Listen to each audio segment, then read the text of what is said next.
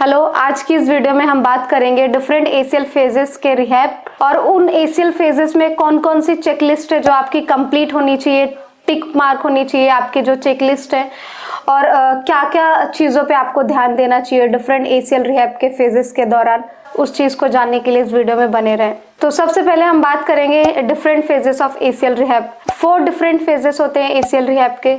Early ACL rehab, mid ACL rehab, third one is late ACL rehab, and the fourth and last is return to sport ACL rehab phase। तो सबसे पहले हम बात करेंगे early ACL rehab phase में। हम generally focus करते हैं आपकी swelling management, pain management with icing and some pain relieving medications, और साथ ही साथ आपके रेंज ऑफ मोशन एक्सरसाइजेस पर ध्यान देते हैं। अर्ली एसीएल रिहैब फेज में आपका जो नी बेंडिंग है आपको उसको बराबर रखना, आपकी नी बेंडिंग को कंप्लीट करने पे ध्यान देना, आपका एक्सटेंशन रेंज कंप्लीट होना चाहिए। In early stage ACL rehab हम साथ ही साथ फोकस करते हैं आपकी वॉकिंग पैटर्न पर, यानी कि आपकी गेट पर आपका गेट नॉर्मलाइज हो जाना चाहिए और पेन फ्री, स्वेलिंग फ्री आप रहने चाहिए। साथ ही साथ हम ध्यान देते हैं आपके फ्लेक्शन रेंज पे, आपके एक्सटेंशन रेंज पे फोकस करते हैं विद सम जेंटल एक्सरसाइजेस। साथ ही साथ आपकी जो क्वाड्रिसेप्स की स्ट्रेंथनिंग है उसको प्रोग्रेस करते हैं, उस पर फोकस करते हैं विद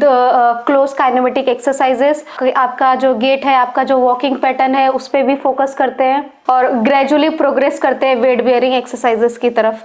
तो इन अर्ली स्टेज रिहैब आपका स्वेलिंग टिक होना चाहिए, आपका पेन टिक होना चाहिए इन चेकलिस्ट, आपका जो वॉकिंग पैटर्न है यानी कि आपका जो गेट है वो नॉर्मल होना चाहिए, कंट्रोल्ड स्वेलिंग, कंट्रोल्ड पेन टिक होना चाहिए, आपका रेंज ऑफ मोशन टिक होना चाहिए, आपकी क्वाड्रिसेप्स का जो कंट्रोल है वो टिक होना चाहिए। साथ ही साथ आप वेट बेयरिंग आराम से कर पा रहे हैं, अच्छे से खड़े हो पा रहे हैं, आपका walking pattern is normal.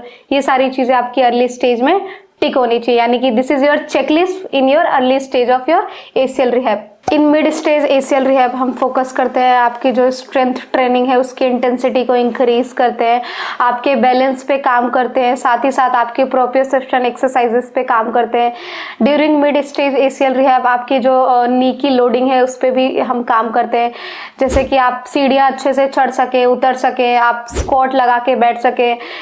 ACL surgery के बाद जनरली पेशेंट को उकड़ू बैठने में दिक्कत आता है, कमोड पे बैठने में, जो इंडियन टॉयलेट है उसमें बैठने में दिक्कत आता है। तो इन सभी कामों को करने के लिए आपकी जो नी है उस पे लोड पड़ता है, तो हम फोकस करते हैं मिड स्टेज रिहैब में कि आपकी जो नी पे लोड हो रहा है, नी की लोडिंग पे काम करते हैं through strengthening exercises with balance and proprioception. जो मिड स्टेज एसीएल रिहैब है इसमें आप स्क्वाट आराम से कर सकते हैं, स्क्वाट आराम से कर पा रहे हैं, आपका जो थेरेपिस्ट है आपकी स्क्वाट्स पे, लंजेस पे, इन सब पे ध्यान दे रहा है। मेक श्योर आपका थेरेपिस्ट ध्यान दे रहा है कि आप नी ओवर टो पुश कर रहे हैं, आराम से नी को आप पुश कर पा रहे हैं, नी पे सिंगल लेग पे लोड ले पा रहे हैं, सिंगल लेग स्टैंड कर पा रहे हैं, step up step down exercises आप परफॉर्म कर पा रहे हैं। और in mid stage ACL rehab के एंड तक हम पेशेंट्स को बैक टू जिम भेज देते हैं, और in mid stage ACL rehab में पेशेंट ओकेसी एक्सरसाइजेस भी करने लग जाता है और पेशेंट को बैक टू जिम भेज देते हैं ताकि पेशेंट अपने बॉडी वेट से एक्स्ट्रा लोड बेयर करने लगे और leg extension, leg press, cycling, ये सारी मशीन्स को वो स्टार्ट कर सके।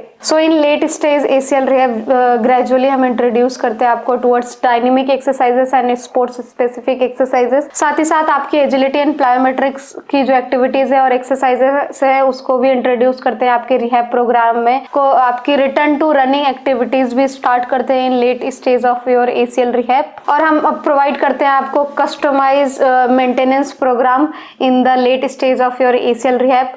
आपके sports specific and condition specific आपको एक कस्टमाइज रिहैब प्रोग्राम बना के आपको late stage of your ACL rehab में प्रोवाइड किया जाता है। And the last is return to sports programme. In return to sports program generally हम फोकस करते हैं पेशेंट्स के स्पोर्ट्स स्पेसिफिक ट्रेनिंग पे और ड्रिल्स पे।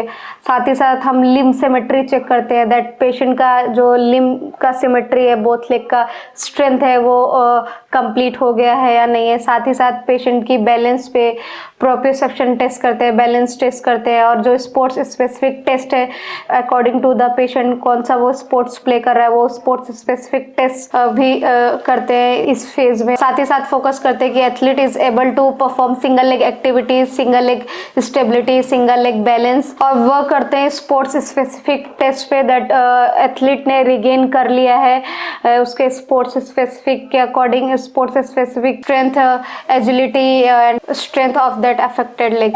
साथ ही साथ एसेस करते हैं दैट एथलीट ने रिगेन कर लिया है movement pattern, skills that is important and specific return to their sports. Thank you. ACL से रिलेटेड कोई और भी क्वेरीज हैं तो आप कनेक्ट कर सकते हैं।